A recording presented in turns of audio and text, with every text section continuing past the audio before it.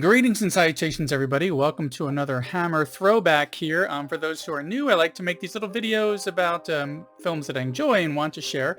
That may be something new and big, maybe something old and obscure, maybe it's a throwback to, several decades ago. If you like what you see, please consider subscribing and giving me a thumbs up and hitting that little bell icon to get notifications for when I put up new content, which is usually once or twice a week. Okay, for this entry, I'm wearing a Flying Monkeys shirt here because I did another Hammer throwback for the 1966 film The Witches, the synopsis for which is follows. Following a horrifying experience with the occult in Africa, a schoolteacher moves to a small English village only to discover that black magic resides there as well. So, Witchcraft. I put this one in line with horror that has, a religious base to it, of course, not only for like Catholic stuff like Exorcist and the like, but, witchcraft and horror kind of freaks me out a little bit.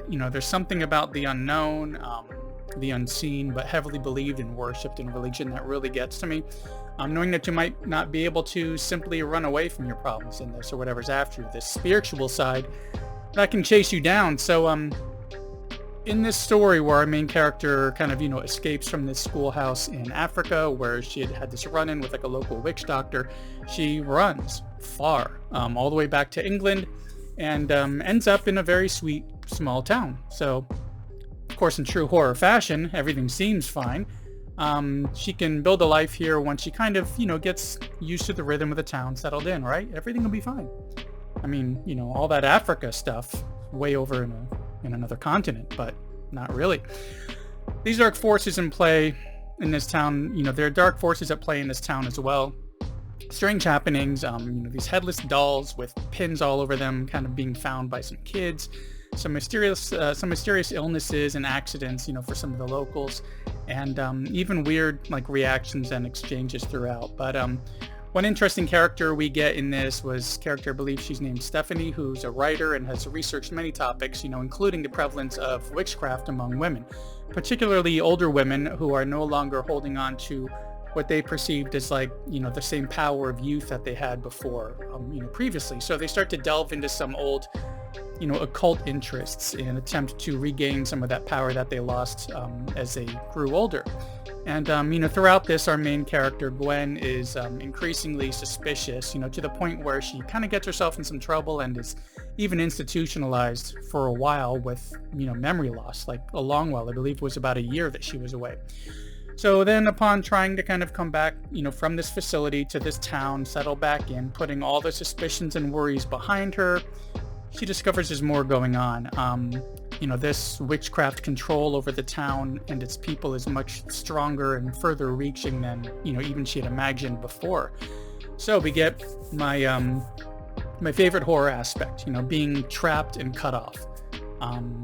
Exits are blocked, you're forced to kind of deal with and work through the situation, because, even if you have these suspicions, who can you even trust in this situation? But, you end up finding out that you really can't trust anybody. And given that this is a mystical, thing and not, say, a slasher who you might be able to outrun, you're really screwed. I think she got out of Africa. Okay, out of Africa reminds me. I'm just so tired of all this traffic. I just can't wait till we get out of Africa. To Britain, and then she's not safe. So if she escapes there, where would she be safe? I doubt it, that she'd be able to get herself out of the situation. And that's what kind of frightens the character and even frightens me as a viewer, is her getting trapped in a situation. She can't outrun it. So what are you going to do to deal with it? So what she was able to do is basically she has to use her wits regarding what she has learned about witchcraft to kind of work her way out of the situation, and what proved to be really a quite strange and creepy and gripping film. Because, while some of these Hammer films, have been hit or miss, when they hit like this one did, or The Mummy, or Cash on Demand, for instance, it's really a treat looking back at these earlier works in, various genres, meaning horror, their thriller titles, even their comedies. I believe The Old Dark House was one of those comedies that I checked out last year. So seeing the early days of how they made these films and kind of comparing them to what we see these genres, present to us nowadays has always been really interesting to me. Not just for Hammer in particular, but just in general, to see how filmmaking has changed. So for this one, you know, it was really good. It really freaked me out. And yeah, at this point, I was still recognizing some of the redressed sets. You know, not that there's anything wrong with that. And it actually seems to explain how they were able to, or one of the ways they were able to really crank out a lot of these Hammer films. Treat it kind of like a play in a way, where you can put something together in a few months, and then later down the line, you can reuse as much of that production, you know, both the sets and the actors, and just keep cranking them out. That's why they've had so many of these. I believe I've covered stuff from, I think 1958 might have been, is one of the black and white ones. I know Cash on Demand I think was like 58 or 59, but even all the way up through 75, it's been like over 40 movies that I've watched, and they've done a lot more within that time frame.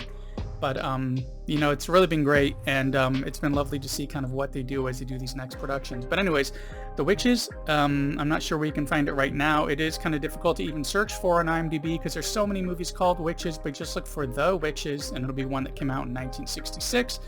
It's definitely worth checking out. And speaking of checking out, thanks for checking out this latest little entry of mine. Another little quick one here for another little Hammer film, but another one worth checking out if you have access to it sometime this weekend. So thanks for sticking around to the end, and I will see you in the next one.